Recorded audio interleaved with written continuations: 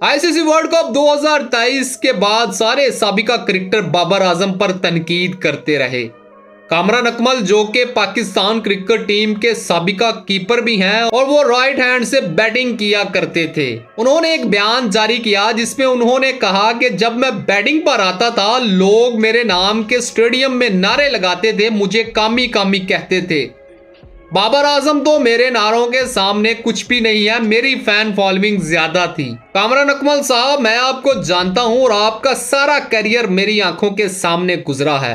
आप विकेट के पीछे जिस तरह कैच छोड़ते थे वो भी मुझे पता है, और जब आप बैटिंग करने के लिए आते थे और आपकी भी कांपे टांग रही होती थी, मैंने आपका सारा करियर देखा है। मुझे तो इस चीज की समझ नहीं आ रही कि गैर मुल्की प्लेयर्स बाबर आजम को सपोर्ट कर रहे हैं लेकिन हमारे साबिका क्रिकेटर बाबर आजम पर तनकीद क्यों कर रहे हैं।